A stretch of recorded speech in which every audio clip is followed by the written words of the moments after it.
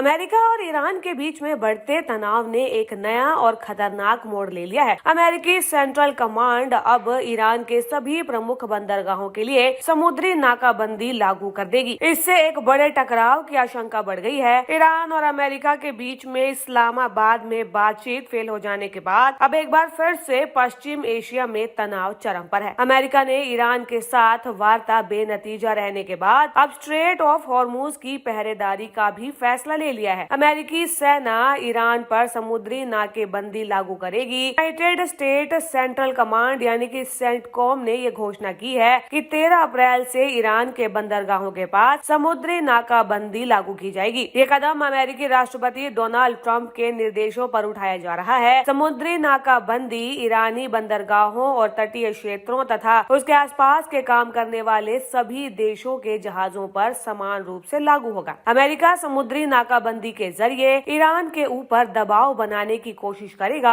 कि वो घुटने टेक दे, उसकी शर्तें मान ले। लेकिन ईरानी इतनी आसानी से अमेरिका के आगे घुटने टेकने वाले दिखाई नहीं दे रहे हैं। उन्होंने सख्त चेतावनी भी दी है कि जो भी हॉर्मुज में आएगा वो उसकी भंवरों में खो जाएगा। इससे हालात और भी बिगड़ सकते हैं और इससे पूरे इलाके में भीषण युद्ध भड़क भी सकता है। ईरानी बंदरगाहों पर जहाजों की आवाजाही पूरी तरह से रोक दी जाएगी। यह अरब खाड़ी और ओमान की खाड़ी में ईरानी बंदरगाहों पर लागू होगी। सेंट्रल कमांड ने कहा है कि ये नाकेबंदी सभी देशों के जहाजों पर बिना किसी भेदभाव के लागू होगी, यानी कि किसी भी देश के जहाज को यहाँ पर छूट नहीं मिलने वाली है। एक्सपर्ट्स के अगर माने तो इसका असर भारत और चीन पर गंभीर रूप से पड़ सकता है। बात अगर भारत की करें तो ऊर्जा जरूरतों का अहम हिस्सा खाड़ी देशों से आता है। वहीं चीन ईरान के एक अहम ऊर्जा आयातक है। ये लगभग सारा आयात हॉर्मुज स्ट्रेट के संकरे जलमार्ग से होकर गुजरता है। इसके पहले भारत की मुश्किलें बढ़ गई थी जब अमेरिका और इजराइल के हमले के बाद ईरान ने हॉर्मुज जलडमरू को चौक ही कर दिया था। भारत के कूटनीतिक प्रयासों के चलते भारतीय जहाजों को खाड़ी से निकलने की मंजूरी तो मिली थी। भले ही ये मंजूरी सीमित थी, लेकिन भारत की ऊर्जा जरूरतों को सुनिश्चित करने के लिए महत्वपूर्ण थी। भारत ने हाल ही के दिनों में ईरान के साथ भी ऊर्जा खरीद की थी, लेकिन अमेरिकी नाकेबंदी के बाद ये मुश्किल में पड़ सकती है। हालांकि अमेरिकी सेना ने कहा है कि ईरान के अलावा खाड़ी देशों में दूसरे देशों के बंदरगाहों पर जा रहे जहाजों की आवाजाही पर रोक नहीं होगी, लेकिन ये इस बात पर निर्भर करता है कि ईरान फिलहाल किस चीज की अनुमति देता है। ईरान ने इसके पहले 40 दिनों तक हॉर्मुज स्ट्रेट पर ब्लॉकेड करके ये साबित किया कि इस जलमार्ग पर उसका नियंत्रण है। ऐसे में अगर उसके बंदरगाहों पर आवाजाही रोक लगाई जाती है तो खाड़ी से किसी भी जहाज का निकलना मुश्किल होगा। अमेरिकी राष्ट्रपति डोनाल्ड ट्रंप ने साफ कहा है कि उन जहाजों को भी रोका जाएगा जो ईरान को टोल देकर गुजर रहे हैं। ट्रंप ने कहा कि जो भी ईरान को अवैध टोल देगा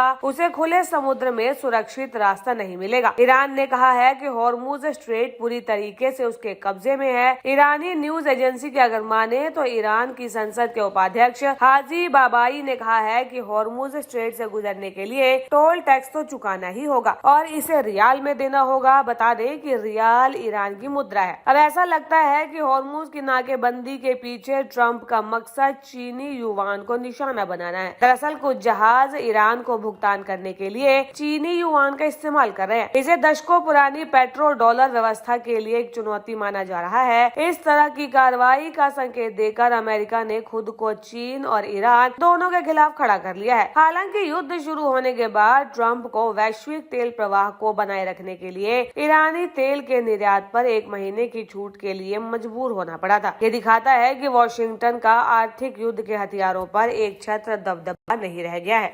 न्यूज़म के लिए ब्यूरो रिपोर्ट।